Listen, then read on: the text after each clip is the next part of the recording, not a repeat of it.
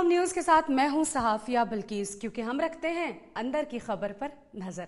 सदर आसिफ अली जरदारी लाहौर शिफ्ट हो रहे हैं। जी वकास। अच्छा, तुम्हें किसने बताया? तफसीलात बताओ वकास, उल्टा मुझसे पूछ रहे हो।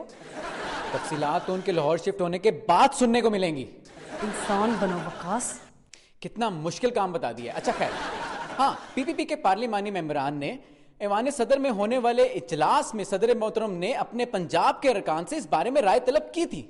ये क्या गोलमोल सी तफसील है, खुल के बताओ। हाँ, उन्होंने भी इन्हें यही कहा था कि जरा खुल के बताओ। तो मेंबरान ने खुल के बताया? मेंबरान की अक्सरियत तो पहले ही खुली डुली है। खैर, मेंबरान ने कहा कि हुजूर वाला, आपको लाहौर में रिहाइश इख्तियार कर लेनी चाहिए। गवर्नर साहब पार्टी का भट्टा बैठाने के लिए नाकाफी हैं। ये कहा उन्होंने? मेरा अंदाजा है, वैसे कहना तो चाहिए था ना। सुना है कि सदर आसिफ अली जरदारी ने उनसे पूछा कि उन्हें लाहौर के किस इलाके में रहना चाहिए। तो मेंबरान ने क्या कहा? पता तुम रही हो, पूछ मुझसे रही हो। खैर, मेंबरान ने कहा कि हुजूर वाला, आपको मॉडल टाउन में रिहाइश इख्तियार करनी चाहिए, वहीं सबको भाग लगते हैं। तो क्या वहां की सोसाइटी, मेरा मतलब है मॉडल टाउन सोसाइटी, उन्हें वहां रहने देगी? क्यों नहीं रहने देगी? वो तो खुश होंगे कि उनके मुल्क के सदर मोहतरम उनके इलाके में आके बस रहे हैं, बल्कि बस ही करवा देंगे सबकी। मगर मॉडल टाउन सोसाइटी तो पहले ही कमर्शियल दफातर को इलाके से बाहर निकालने के दर पे है। मैं कुछ समझा नहीं। ओह अच्छा, वो कमर्शियल यानी कारोबारी दफ्तर। जी वकास। व्यूअर्स, मिस दुनिया के घर चलते हैं और देखते हैं कि वहां क्या हो रहा है। रीटा, क्या सब अरेंजमेंट्स हो गए? ओह, हुसन कहाँ है? मैम यही कहीं होगा। हुसन मैडम, प्रेस कॉन्फ्रेंस के तमाम इंतजामात मुकम्मल हैं, सब लोग तशरीफ ला चुके हैं। तो फिर चले। सुनिए, आपने ज्यादा बोल्ड गुफ्तगू नहीं करनी और सेंसिटिव टॉपिक्स जरा एहतियात से। मगर क्यों हुसन? यहाँ सच पसंद सब करते हैं, लेकिन सुनता कोई नहीं। मैम को सब पता है, तुम ज्यादा अफलातून न बनो। और अपने बारे में सच बिल्कुल नहीं बोलना चाहिए। आपने हमारे सियासी लीडर्स के बयान तो सुने होंगे। दरअसल सच वही है जो दूसरे के बारे में बोला जाए, अपने बारे में नहीं। अच्छा बस करो, प्रोफेसर साहब और बाकी सब लोग वेट कर रहे होंगे। मगर उन्हें मेरी बातें खुले दिल से सुनना चाहिए। खुला दिल यानी ओपन हार्ट सर्जरी। ठंडे दिल से हुसैन। ठंडा दिल क्या होता है? प्रेस कॉन्फ्रेंस मैडम ने करनी है और बोंगिया तुम मार रही हो। Please stop fighting. क्या हम चले? After you. Thank you. हुकूमत के अपने जारी करदा आदाद शुमार के मुताबिक मुल्क भर में जराइम की शरह खतरनाक हद तक बढ़ गई है। जी वकास। मेरी जेब भी ना काट ली हो किसी ने। इससे तुम नहीं बच सकते, क्योंकि ये काम तो हुकूमत बखूबी कर रही है। बड़ी दिलचस्प रिपोर्ट है ये। पंजाब माशाल्लाह टॉप पर है और मजे की बात यह है कि परवेज इलाही साहब के दौरे हुकूमत में जराइम की जो शरह थी, शहबाज शरीफ साहब उससे बहुत आगे निकल गए हैं। मगर शहबाज शरीफ साहब तो बात बात पर लोगों को उल्टा लटका देने की धमकी देते हैं। बोल बच्चन भी तो होते हैं ना। बल्कि मैंने तो सुना है कि अमिताभ बच्चन एक प्रोग्राम शुरू कर रहे हैं, बोल बच्चन। रिपोर्ट की बात हो रही है वकास। इस्लामाबाद सदर, वजीर आजम और महकमा दाखिला, मेरा मतलब है रहमान मलिक साहब के ताउन की वजह से बहुत आगे आ गया है। वहां तो कानून नाम की कोई चीज ही नजर नहीं आती।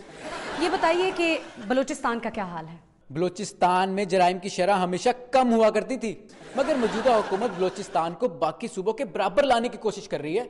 इसलिए ये कोशिश जराइम की शरह में भी नजर आती है। काफी तरक्की की है बलूचिस्तान ने, मगर सरहद में काफी मजे की सूरत हाल है। वो क्या?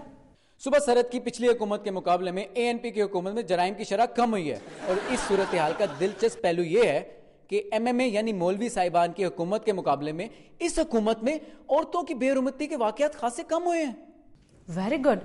अब मगर वकास, ओवरऑल सूरत हाल तो खासी परेशान कुन है। हाँ, मुझे तो मुशर्रफ साहब की आखिरी तकरीर याद आ रही है, जब उन्होंने जाते जाते कहा था कि पाकिस्तान का खुदा ही हाफिज है। इस तरह तो लोगों का जमहूरियत से ईमान उठ जाएगा। उठ जाएगा? जल्दी ना होता।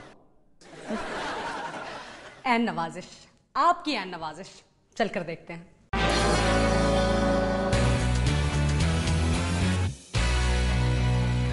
आपकी ऐन नवाजिश। डार्लिंग्स, हमारा खजाना जिस तेजी से खाली हो रहा है, खैर से अब हमें वजीर खजाना की जरूरत नहीं रही। जाहिर है जब एक चीज ही नहीं रहेगी तो वजीर क्या नहाएगा और क्या निचोड़ेगा। डार्लिंग्स, गिलानी साहब ही इस हुकूमत के खुले खजाने हैं, जो खुले खजाने हुकूमत कर रहे हैं। डार्लिंग्स, इक्तिसादी मामलात की बिगड़ती हुई सूरत हाल जिस तेजी से तरक्की कर रही है, उस पर मजीद अंधेरा डालने के लिए हमने बुलाया है एक मुमताज मईशत दान को, जिनकी तनख्वाह मईशत की कमर तोड़ रही है। कम ऑन डार्लिंग, आ जाओ ना।